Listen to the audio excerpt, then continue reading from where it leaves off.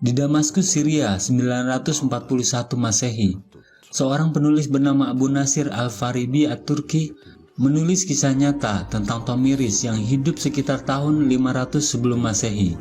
Di suatu masa ketika kekaisaran Persia berada di puncak kejayaan, Cyrus Agung, Raja Persia, telah menaklukkan separuh dunia, kecuali Mesir dan tanah utara yang dihuni oleh bangsa Saka. Mereka menduduki stepa, kawasan padang rumput luas, dari Laut Kaspia sepanjang pegunungan Altai. Bangsa Saka terdiri dari banyak suku termasuk suku Massagetai. Saat itu, ketua suku Massagetai sedang berburu rusa. Dia bernama Spargab. Tidak lama, Kafas, seorang anggota kelompok, mengajak ia bergegas, karena tanah tersebut merupakan milik suku Akibat. Rombongan itu pun segera beranjak dengan kuda mereka. Tidak lama, suku Akibat datang untuk menghadang mereka. Pertempuran pun tak bisa dihindari.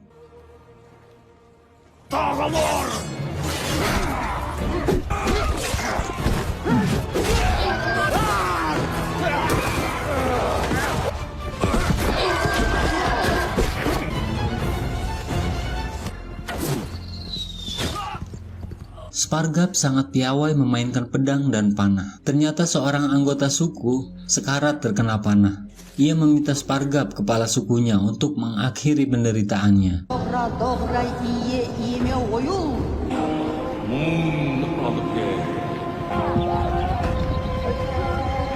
Di sisi lain, istri Spargab yang hamil 10 bulan tengah mengerang kesakitan. Ia sudah kehilangan banyak darah dan kehabisan tenaga. Spargab memacu kudanya melewati padang rumput nan luas. Sampai di perkemahan, ia disambut sebagai kepala suku yang dihormati. Spargab sangat berharap istrinya melahirkan anak laki-laki. Dalam keadaan sekarat, istrinya meminta maaf kepadanya karena hanya bisa memberikan seorang putri. Setelah melepas cincin dari jarinya, Bopai menamai putri tunggalnya tersebut dengan nama Tomiris, lalu memejamkan mata dan meninggal.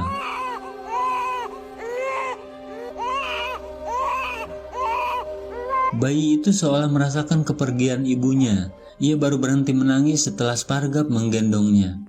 Tahun demi tahun berganti, Spargab memutuskan untuk menikah lagi. Sejak kepergian istri pertamanya, Spargab merawat Tomiris dengan penuh kasih sayang. Ia mendidik Tomiris menjadi prajurit yang kuat. Spargab selalu mengingatkan pada Tomiris bahwa ia harus berani, tak kenal takut, dan cerdas.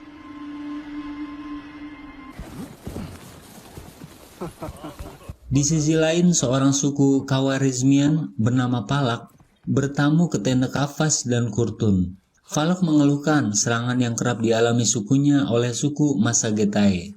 Kafas mengatakan bahwa yang berhak menentukan adalah kepala suku mereka, Spargab. Falak menghasut mereka bahwa Spargab tidak pantas menjadi kepala suku karena ia terlalu keras kepala. Di sebuah rapat suku Massagetai, Spargab menanyakan pertemuan Kafas dan Kurtun dengan Falak.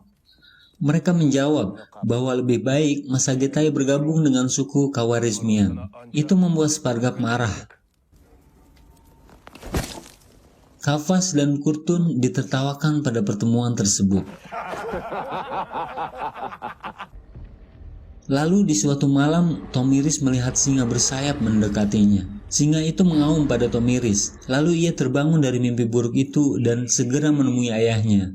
Tomiris menceritakan mimpinya. Tiba-tiba,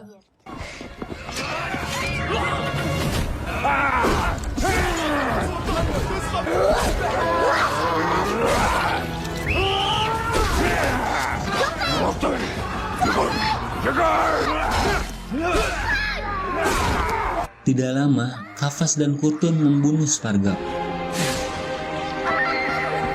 Karafs membawa pergi Tomiris yang melihat jelas kejadian tersebut. Mereka berkuda hingga siang hari, lalu beristirahat di atas bukit. Tomiris kecil masih sangat ingat kejadian yang menimpa ayahnya, hingga ia kehilangan selera makan. Setelah berdiskusi, mereka melanjutkan perjalanan menuju hutan terkutuk, di mana tak ada orang yang berani memasuki hutan tersebut. Namun saat ini, hutan inilah tempat yang paling aman bagi mereka. Setelah menetapkan lokasi bermukim, mereka mulai membangun tenda.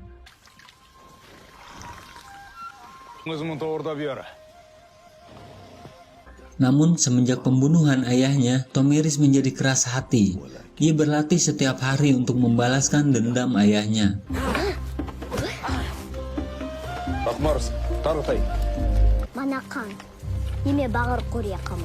Tahun demi tahun berlalu, Tomiris mencapai usia remaja. Ia menjadi pemburu paling tangguh di kelompok tersebut.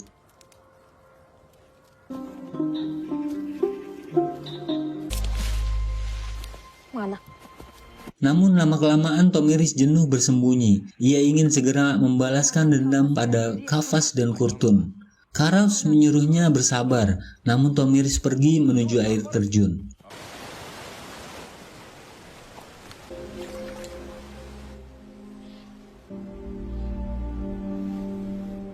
Tidak lama Tomiris kembali didatangi singa bersayap.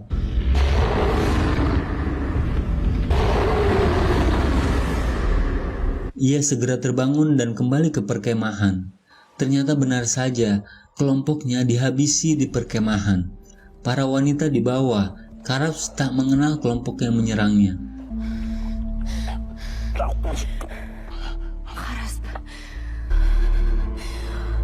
Tomiris segera mencari penyerang tersebut. Ternyata mereka belum jauh.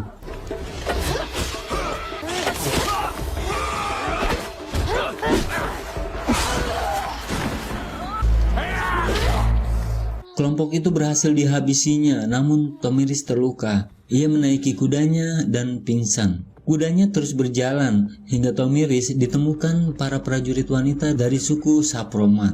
Mereka membawanya ke perkemahan. Sampai di sana, Sardana menjelaskan pada ibunya yang merupakan Ratu Sapromat bahwa gadis tersebut terluka parah. Cincin di tangannya menunjukkan bahwa ia bukan orang biasa. Lantas ibunya menyuruh Sardana mengobati Tomiris di tabib wanita.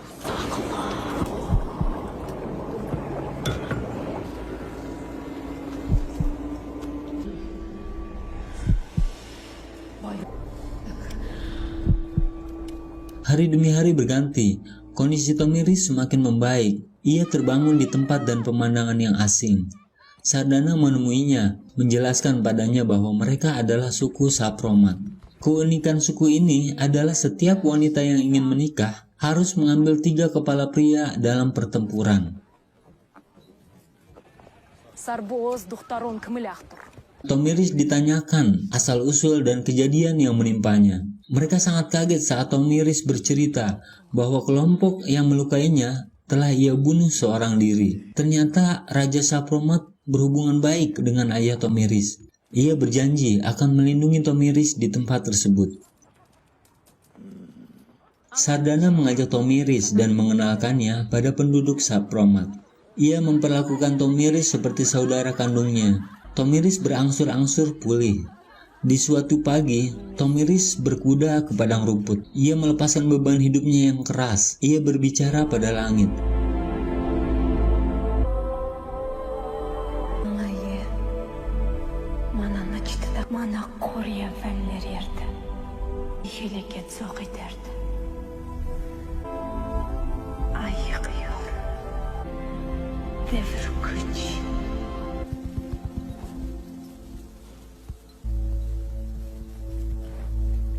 Ia kembali berlatih sebagai prajurit Sapromat yang kuat, terdidik sejak kecil oleh ayahnya yang membuat Tomiris menjadi prajurit yang unggul.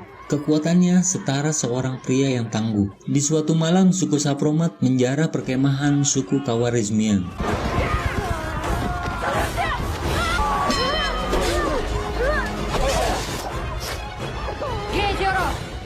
Lalu pagi harinya, prajurit terbaik Sapromat mengumpulkan darah pada tanduk kambing. Sardana menyuruh Tomiris meminumnya. Kini Tomiris benar-benar menjadi bagian dari suku Sapromat. Waktu terus berlalu, Tomiris mencapai usia dewasa. Mereka merencanakan penjarahan lagi, namun Tomiris memiliki strategi cemerlang.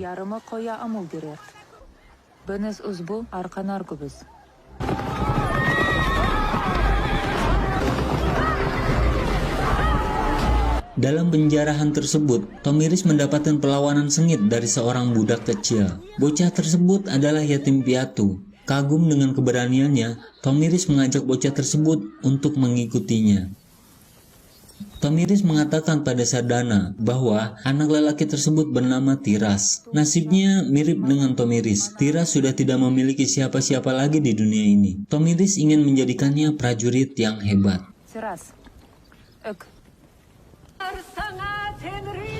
Selanjutnya, kepala suku Sapromat mengumumkan kelahiran putranya. Ia mengundang suku sekitar Stepa untuk berpesta, menyambut kelahiran sang pangeran.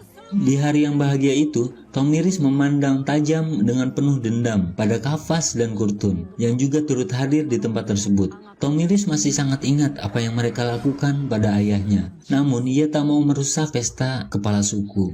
Sardana mengajak Tomiris melihat pertandingan gulat. Pertandingan itu dimenangkan oleh Argun, anak kepala suku Dahai.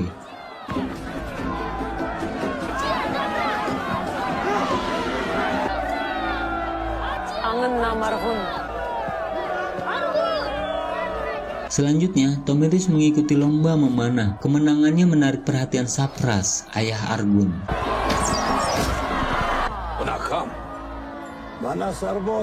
Lantas Argun dan Tomiris berkenalan. Argun tampak tertarik pada Tomiris. Di sisi lain, Kafas meminta kepala suku untuk berdiskusi di tendanya. Di hadapan para kepala suku sekitar Stepa, Kafas meminta penjarahan oleh suku Sapromat kepada sekutu mereka, suku Khawarizmian, dihentikan. Ia meminta anak kepala suku yang baru lahir sebagai jaminannya. Tentu saja kepala suku menolak. Diskusi itu pun berakhir dengan permusuhan. Sementara kepala suku yang lain tidak ada yang mau membantu Sapromat.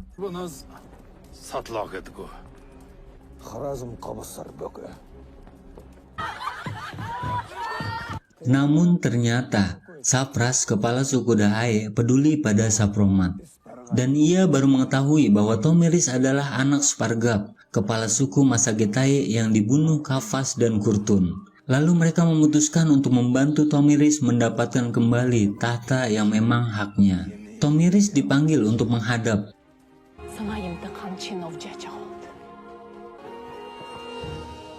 Namun ia menjelaskan bahwa ia tak akan memerangi Masagetai. Ia hanya ingin menghukum Kafas dan Kurtun atas perbuatannya. Saat fajar tiba, Tomiris teringat pesan ayahnya bahwa ia harus berani, tak kenal takut, dan cerdas. Pagi harinya dua pasukan besar berhadapan. Keberaniannya membuat semua orang terdiam.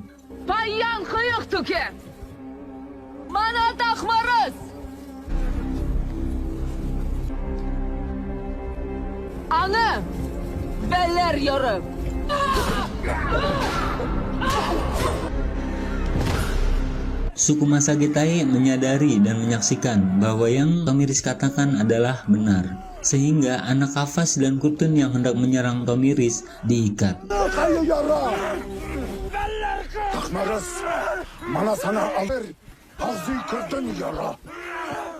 Selanjutnya Tomiris bersama pembesar suku Sapromat dan Dahai kembali ke Masagetai. Pasukan mengumumkan bahwa putri Spargap telah kembali. Keluarga Kafas dan Kurtun dikeluarkan dari rumah mereka lalu diusir.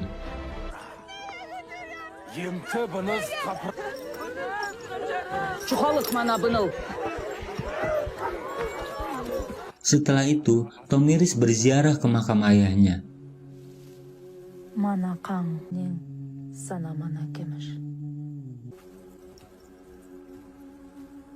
Di hari selanjutnya, mereka bersiap menghadapi suku Khawarizmian yang menuntut balas atas kematian Kafas dan Kurtun. Tomiris membuat strategi cemerlang dengan memecah belah barisan musuh dan menyerangnya dari semua sisi.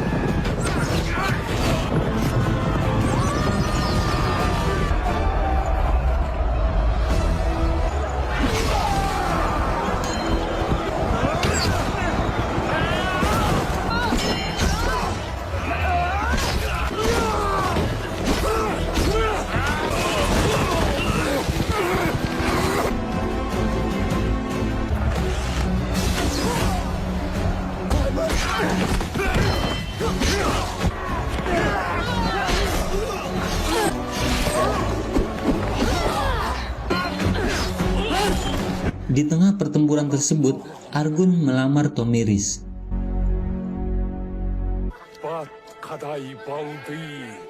Mengingat Argun adalah kesatria hebat, Tomiris bersedia menjadi istrinya. Atas pernikahan tersebut, 3 suku besar di Steva menjadi satu kekuatan: Masagetai, Dahai, dan Sakromat.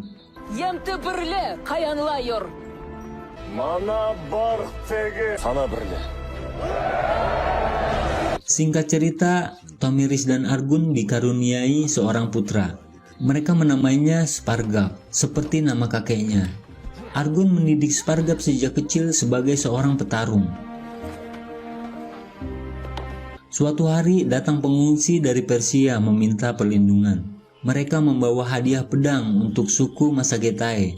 Tomiris menjajal pedang tersebut. Tiba-tiba, dia kembali bermimpi seekor singa bersayap menghampirinya.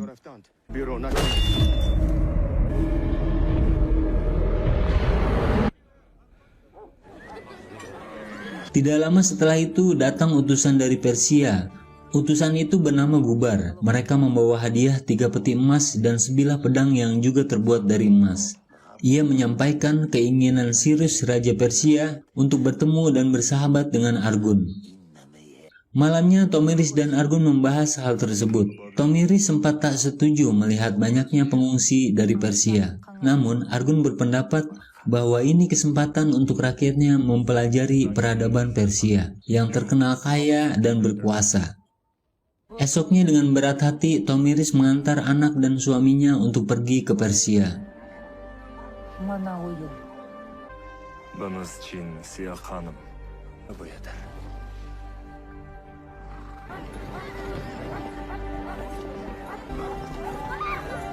Tomiris yang cerdas menugaskan Tiras untuk mengikuti mereka secara diam-diam. Para pasukan itu pun berangkat menggunakan kuda.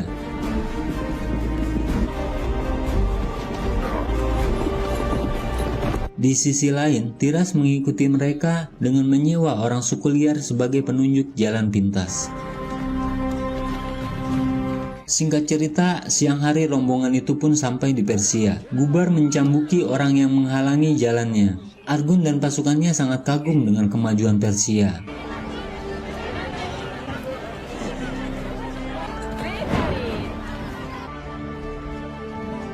Argun dan putranya Spargap dibawa untuk menemui Cyrus.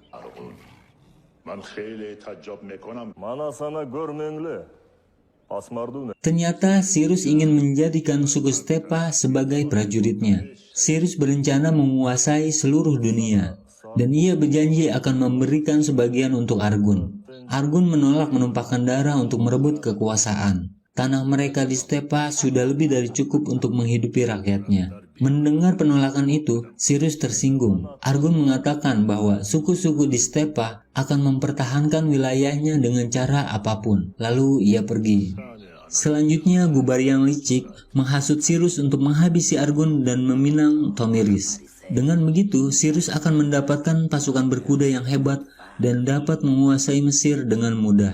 Malamnya, Argun dan pengawal diberi jamuan oleh Gubar. Mereka dihidangkan makanan, minuman keras, dan wanita penghibur. Para pengawalnya minum hingga mabuk. Setelah mabuk, mereka dibantai.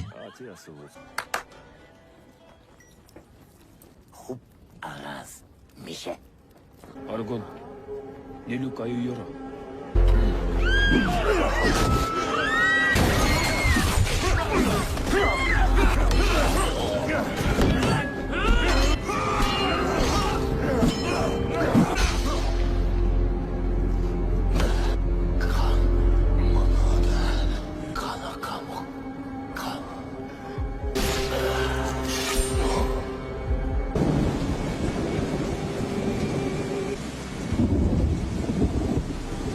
Setelah membantai mereka, Gubar membawa mayat Argun dan Spargap kembali ke Tomiris. Tanpa sepengetahuan mereka, Tiras lebih dulu sampai dan mengabari Tomiris tentang tragedi tersebut. Tomiris yang sudah menduga peristiwa ini tak dapat menahan air matanya.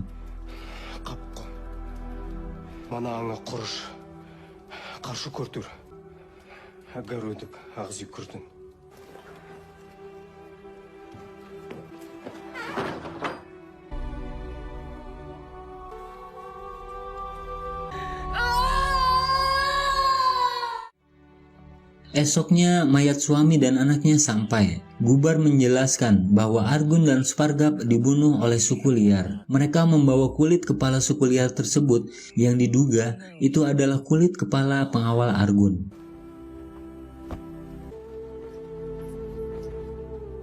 Ayah Argun dan istrinya datang. Mereka menyampaikan duka yang mendalam atas kepergian putranya.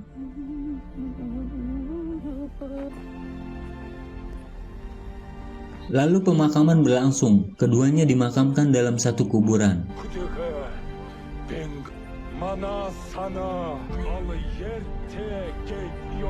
Dukun menyuruh untuk membunuh kuda yang biasa dipakai Argun untuk melayaninya di akhirat.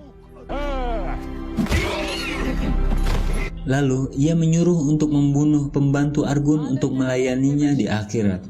Namun Tomiris menghentikannya dan membiarkan mereka hidup.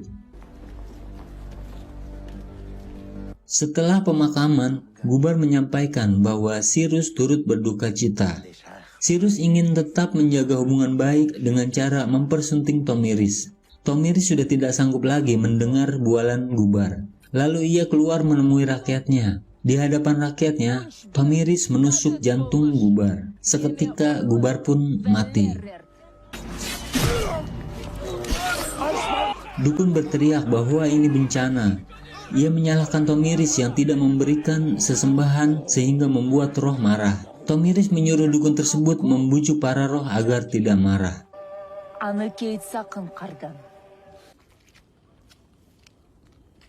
Malamnya, dukun itu membakar dirinya sendiri.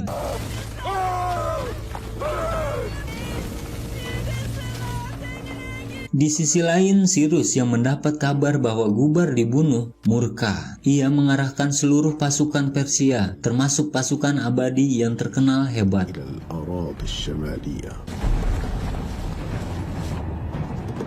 bulan sebelum pertempuran, Tomiris mengevakuasi wanita, anak-anak, dan hewan ternak. Tomiris mengumpulkan seluruh kepala suku di Stepa untuk bergabung. Mereka mempersiapkan pedang, baju besi, dan panah besi yang dikerjakan oleh pengungsi dari Persia. Kualitas besi tempa buatan Persia masih terkenal hingga saat ini.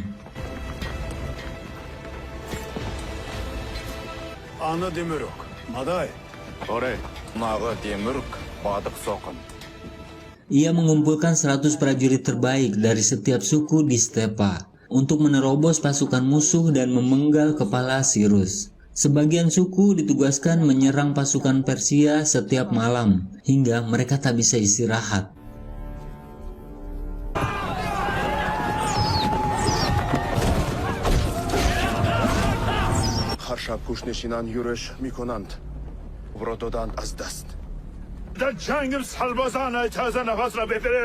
Malam harinya Tomiris kembali bermimpi singa bersayap. Namun kali ini ia memakai baju perang dan berhasil membunuh singa tersebut.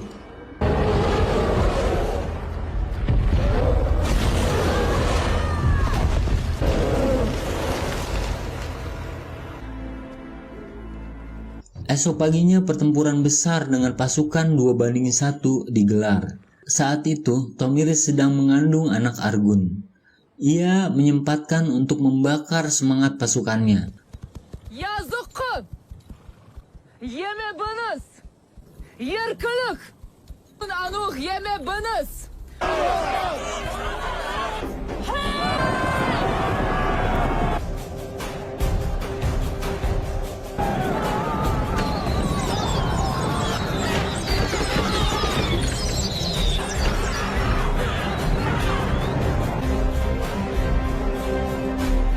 Selanjutnya, mereka membentuk perisai untuk melindungi 100 pasukan terbaik yang dipimpin oleh Tiras. Pasukan pertama membuka celah agar pasukan terbaik dapat menerobos ke tenda Sirus.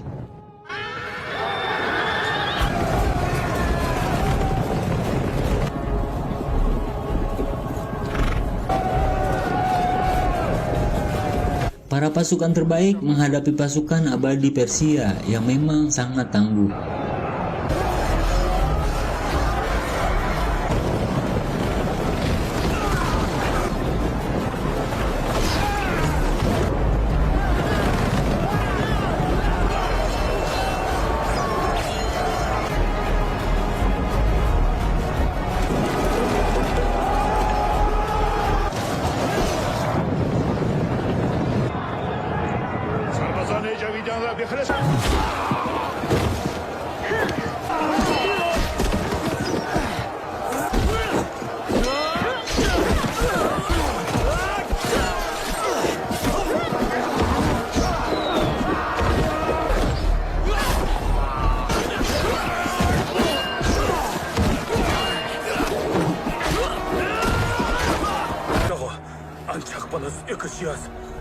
Mereka berhasil merenggut nyawa Sardana.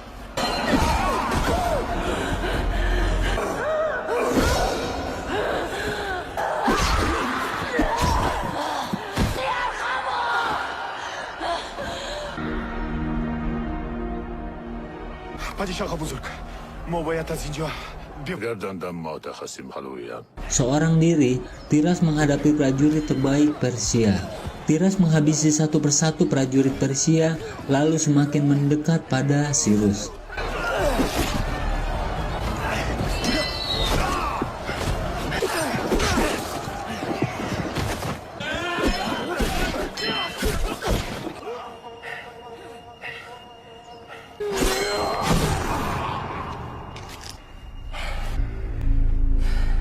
Setelah Cyrus terbunuh, pasukan Persia mundur.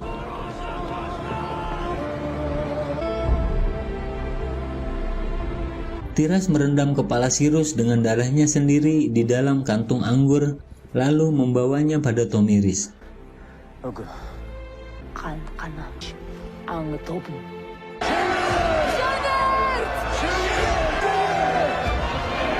Beberapa tahun kemudian, Tomiris dan anaknya yang sudah remaja berkuda di padang rumput nan luas.